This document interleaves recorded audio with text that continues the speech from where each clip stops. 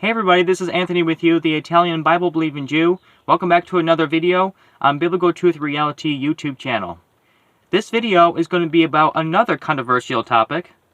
The previous video I did was on another controversial topic, and that was about the topic of marrying family.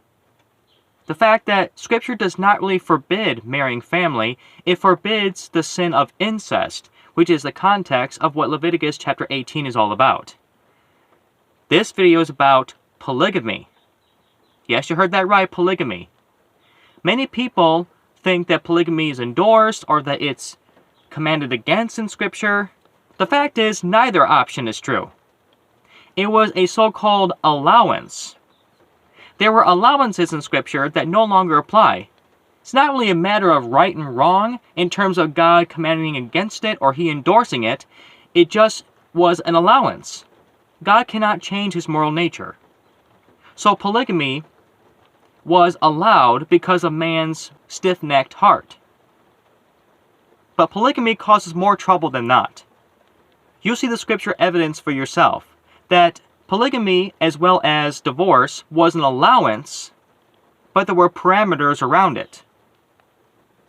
Many things in the Old Testament that were allowed no longer apply today. Why?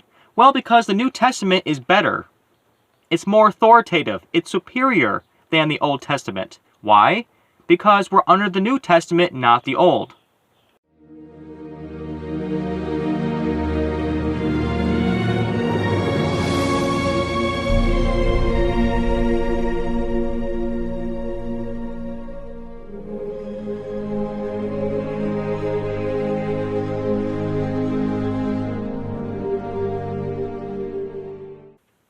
Once again, this is the first part about polygamy. Is polygamy really wrong? We will see.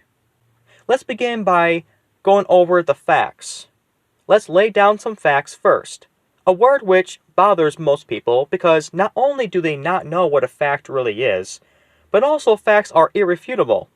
If they see a fact and don't accept it, then willful ignorance and stupidity are exercised. First, the pattern of one man and one wife is lived by Noah. At the time of the ark, Genesis 7 verse 7, Noah took his one wife into the ark and all his sons took one wife each. For the second fact, let's go back a little bit further to Genesis 2:18. And the Lord said, "It is not good that the man should be alone. I will make him an helpmeet for him." Notice God said that He would make an helpmeet, not help meets. That's a good point. Keep that in mind. How many wives did Adam have in Genesis 2:24 anyway? One.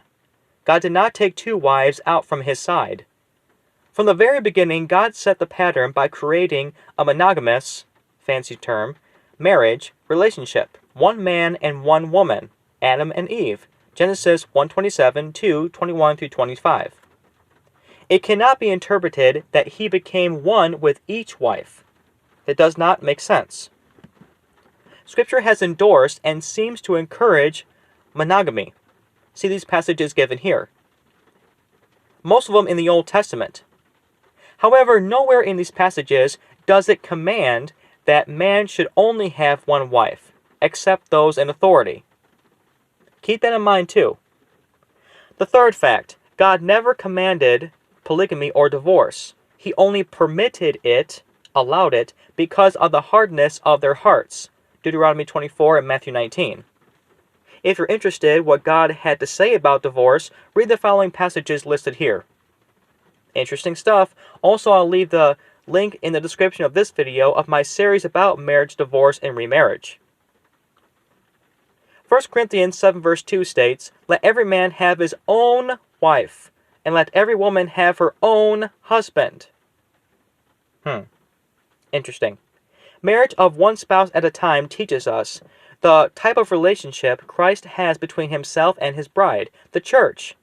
2 Corinthians 11:2, Ephesians 5:31 through 32, etc. The church is called the bride collectively, as one singular body. Each person is not a bride, as in plurality of wives and marriages. But if people are honest, they would admit that the Bible does not prohibit polygamy. However, some make one of the following assertions. They say, yes, but God never condoned polygamy. Yes, God allowed it, but he was against polygamy. Polygamy was only man's idea, not God's. Or, yes, but God never approved of polygamy. Well, let's study the passages, and we will see. Now, I began this video by showing a little bit of scripture, of facts to keep in mind. But let's add the logical perspective, as we announced in the introduction. One woman is difficult enough to be married to and live with. And yes, the same can be said about one man for a woman in a marriage. But let me give some information here, from a logical thinking standpoint. So I only have one wife. See this picture here of my wife and I? However, can you see yourself, men, being married to 2 wives? How about 3 wives? Or 4 wives? Or how about...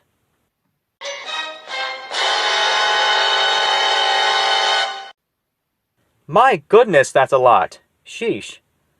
And that's not even a quarter of the number of wives and concubines Solomon had. He had 700 wives, princesses, and 300 concubines. Lord knows how many princesses he had. See 1 Kings 11, 1 and 3. Wow. Let me go on a humorous point for a moment. Can you imagine being at the dinner table and asking one of them to pass the salt or ketchup? Or a heated argument at the table with just a quarter of this number in this picture and have to listen to it. I haven't heard that line. Listen, I think that's unfair. You should watch some hurt. Did I reach out to you? Why is this personal? There's a war going on out there. It's not personal. Or what would you do if a fight broke out between just half of this number?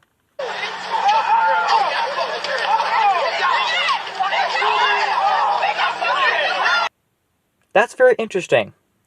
That would not work out well, would it? No, it would not. So that's the end of this first video. The logical evidence itself should already see how dangerous and troubling polygamy is and can be. But let's end this first video and begin the next video with the scripture evidence. You'll be surprised at how many times polygamy was exercised. Stay tuned for the next video for part 2.